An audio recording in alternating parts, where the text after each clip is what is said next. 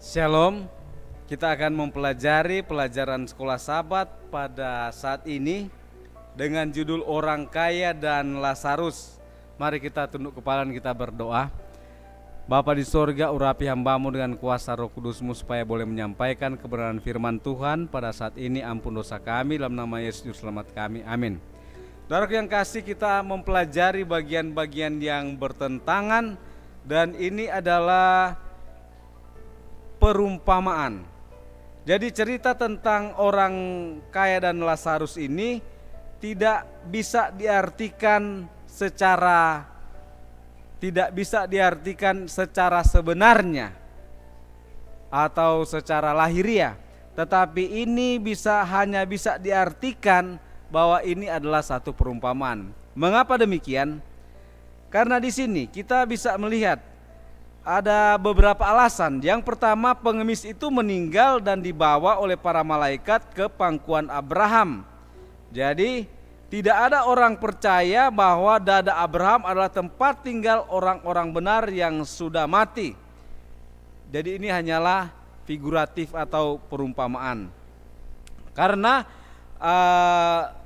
menurut Matius 24 ayat 30 dan 31, pada waktu Yesus datang, maka dia akan datang bersama-sama dengan malaikat-malaikatnya. Jadi bukan pada saat orang mati kemudian dibawa ke sorga. Kemudian yang kedua, ada dinyatakan bahwa surga dipisahkan oleh jurang. Nah, kita percaya bahwa antara sorga dan neraka ini, sekarang negara neraka itu tidak ada. Sorga itu ada tapi neraka belum ada.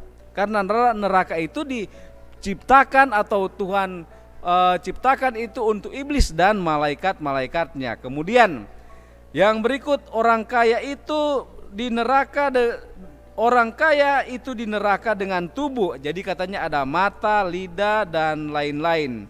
Jadi bagaimana orang bisa masuk neraka hanya dengan tubuh, kemudian anggota-anggota bagian tubuh lainnya.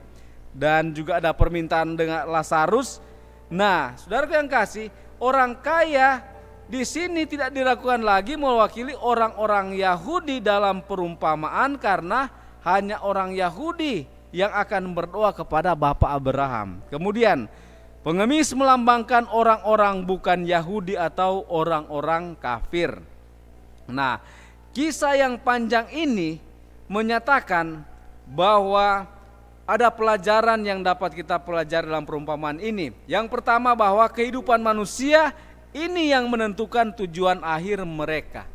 Jadi yang kedua, tidak ada pintu kasihan setelah kematian. Kemudian yang berikut, oleh pilihannya sendiri manusia menempatkan satu jurang pemisah di antara dirinya dengan Allah. Kemudian yang terakhir, bahwa perumpamaan itu menggambarkan satu pertentangan di antara orang kaya yang tidak membuat pilihan membuat Allah sebagai kepercayaan mereka, dan orang yang miskin yang mempercayai Allah sepenuhnya. Saudaraku yang kekasih, kita bisa pelajari bahwa cerita tentang orang kaya dan Lazarus itu adalah cerita perumpamaan. Itu bukan orang kaya kemudian dia jahat, dia langsung masuk neraka, atau yang Lazarus yang orang miskin pada saat mati langsung masuk ke surga.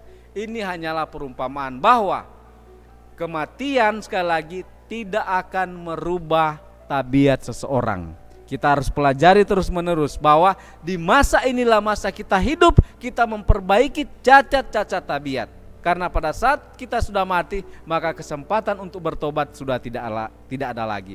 Biarlah kiranya Tuhan memberkati kita di dalam kita terus mempelajari pelajaran sekolah Sabat. Amin.